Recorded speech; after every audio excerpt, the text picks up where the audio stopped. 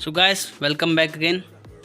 तो जैसा कि मैंने आपको बताया था कि मैं आपको सीएनसी प्रोग्रामिंग का कंप्लीट ट्यूटोरियल जिससे कि हम लोग मोबाइल में सीएनसी प्रोग्रामिंग कर सके इसको प्रोवाइड कर रहा हूँ। इसमें इस मॉड्यूल में आपको सीएनसी मशीन के डिफरेंट पार्ट और जी कोड और एम कोड क्या चीज़ होती है इनके बारे में बताया जाएगा। पहली वाली वीडियो में मैंने सीएनसी मशीन होती क्या है और सीएनसी मशीन काम कैसे करती है इनके प्रिंसिपल को बारे में बताया है। उस वीडियो का लिंक डिस्क्रिप्शन में दिया गया होगा, तो मैं रिक्वेस्ट करूँगा कि आप उसको जाके देखिए ताकि आपको कॉन्सेप्ट बहुत अच्छे समझ में आए। आगे बढ़ने से पहले मैं आपसे कहूँगा कि आप इन वीडियो सीरीज को से होकर जाइए क्योंकि ये बहुत ही इम्पॉर्टेंट हैं और साथ ही साथ मैं आपको मोबाइल में इजीली सीएनसी प्रोग्रामिंग सीखना बताऊँगा। साथ ही साथ आपको इस सीरीज़ में आपको मोबाइल में ही सीएनसी प्रोग्राम को रन करना और सामने आपके फ़ोन में ही सीएनसी मशीन को पूरा सिमुलेट करना दिखाऊंगा। तो अब हम लोग आगे शुरू करते हैं। सबसे पहले देखेंगे ये है एक सीएनसी मशीन का मॉडल है जो कि फुनाक सीरीज की है। फुनाक एक कंट्रोलर का नाम है जो कि जापान में बन के आता है। अब इस मशीन को अगर ऊपर से नहीं अंदर से देखा जाए तो ये उसके डिफरेंट पार्ट है जिसमें टरेट, स्पिंडल, हेड स्टॉक, चक, बेड और डिफरेंट पार्ट्स हैं जो कि मैकेनिकल के एलिमेंट्स हैं। तो इन सब के बारे में हम लोग अच्छे से जानते ही हैं, बट कुछ पार्ट जो इसमें डिफरेंट होते हैं उनके बारे में हम लोग डिटेल से देखेंगे। CNC controller. सीएनसी कंट्रोलर, ये कंट्रोलर सीएनसी कंट्रोलर दिख रहा है आपको सामने, जिसमें एक तरफ स्क्रीन और एक तरफ नंबर पैड होता है। इन पैड से हम लोग प्रोग्राम लिखते हैं ताकि सीएनसी कंट्रोलर को पता चल सके कि हमें टूल का मूवमेंट कैसे कराना है। तो जैसे पुरानी वाली मशीनों में हम लोग हाथ से फीड और एक्स डायरेक्शन में हम लोग अपने टूल को मूवमेंट कराते थे, उसकी जगह पे यहाँ पे इस मशीन प्रोग्राम के थ्रू मूवमेंट के जरिए मूवमेंट होता है।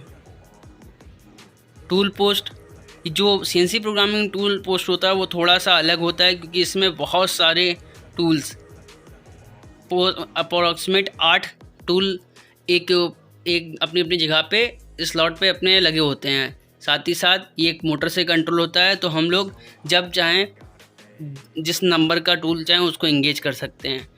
ऑर्डर में इसका टूल का नंबर 1 से लेके 8 तक होता है, जिसके बारे में अभी आगे आपको और बताऊंगा। चक एज यूजुअल जो इसमें सीएनसी मशीन में चक होता है उसका यूज होता है कि वर्कपीस को होल्ड करने के लिए, जैसा कि आपको इस पिक्चर में दिख रहा है। कूलेंट पाइप, क्योंकि सीएनसी मशीन का में हम लोग जो स्पिंडल की स्पीड होती है उसको हम लोग 9000 से 10,000 आरपीएम तक ले जाते हैं और वर्क पीस की अगर सरफेस फिनिश अच्छी हो इसके लिए हम लोग इसमें कूलेंट का भी यूज करते हैं। तो कूलेंट पाइप का काम कूलेंट को डिस्पोज करना होता है ताकि वर्क पीस का जो आखिर में डायमेंशन है वो बहुत ही एक्यूरेट हो और जो सरफेस फिनिश हो वो बहुत ही फाइन हो। टर्निंग मशीन के एक्सेस के बारे में एक बार मैं बताना चाहूँगा। इसमें जो एक्सेस होता है जब हम लोग टूल की डायरेक्शन में, यहाँ पे देखें आपको इस चक पे एक वर्कपीस लगा हुआ है सिलेंड्रिकल शेप का, तो अगर हम लोग टूल का मूवमेंट को अगर हम लोग वर्कपीस की ओर ले आते हैं तो उसे जेड डायरेक्शन कहेंगे। अगर हम लोग एक्स डायरेक्शन और वाई डायरेक्शन में दिखाया गया है, ये कोऑर्डिनेट सिस्टम जानना बहुत जरूरी होता है ताकि आप प्रोग्रामिंग ईजिली कर सकें। Cutting speed and cutting feed. Turning के टूल के मूवमेंट पे, क्योंकि टर्निंग ऑपरेशन के बारे में तो हम लोग जानते हैं कि टर्निंग ऑपरेशन ऐसा ऑपरेशन होता है जिसमें हम लोग मटेरियल के सरकमफ्रेंस में उपस्थित सारे अनवांटेड मटेरियल को हम लोग रिमूव करते हैं, जिसकी वजह से जो हम लोग का रेसिडुअल या अनयूजुअल मटेरियल होता है वो हमारा चिप्स के रूप में बाहर निकल के आता है। यहाँ पे हम लोग may be single point cutting tool या मल्टी पॉइंट कटिंग टूल का यूज़ करते हैं, जो कि हमारे ऑपरेशन पर डिपेंड करता है।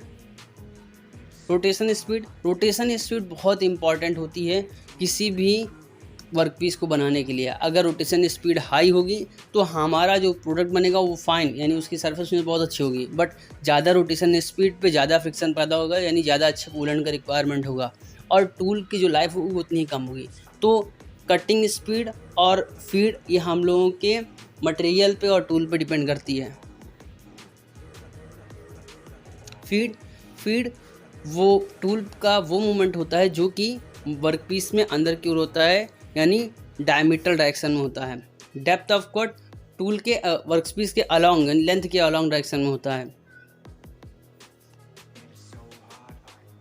जी कोड, अब मैं बताना चाहूँगा जी कोड के बारे में। यहाँ से प्रोग्रामिंग पार्ट स्टार्ट होता है कि कैसे सीएनसी प्रोग्रामिंग होती है। जी कोड को ज्योमेट्रिक कोड भी कहते हैं। अक्सर जब लोगों को सीएनसी मशीन को नॉलेज देनी होती है कि किस तरीके से टूल का मूवमेंट होना है, तो उसके लिए जी कोड का यूज़ करा जाता है।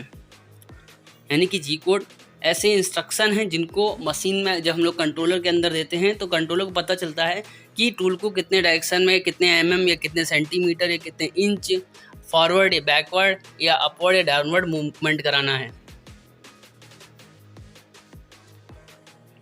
एम कोड को मशीन कोड भी कहते हैं। एम कोड का काम मशीन को बताना होता है कि किस फंक्शन को कब ऑपरेट करना है, जैसे कि स्पिंडल को रोटेट करना है या स्टॉप करना है, हाँ कूलेंट को ऑन करना है ऑफ करना है, और इसी टूल कौन सा टूल लगाना है, फर्स्ट नंबर का टूल इंगेज करना है या सेकंड नंबर का टूल इंगेज करना है और डिफरेंट नंबर का टूल इंगेज करना है। तो इन सब के लिए एम कोड का यूज होता है, जो कि आगे आने वाली सीरीज में जो मैं पूरी अलग सीरीज बनाऊंगा जी कोड और एम कोड के बारे में, उसमें आपको सभी जी कोड और उनके ऑपरेशन के बारे में बताया जाएगा। तो इस वीडियो में इतना ही, और वोकेन क्रिएशन के पेज को आप लाइक और सब्सक्राइब करिए ताकि आपको आगे आने वाली वीडियो के बारे में जानकारी मिलती रहे। ये पूरी प्लेलिस्ट में आपको हर तरीके के ऑपरेशन को फ़ोन में करना दिखाया जाएगा। नेक्स्ट वीडियो में आपको जी कोड और एम कोड बताऊंगा, और साथ ही साथ एक ऐसा ऐप बताऊंगा जिसके ज़रिए हम लोग फ़ोन में ही पूरी सीएनसी मशीन को ऑपरेशन को सिमुलेट कर सकते हैं। Thank you.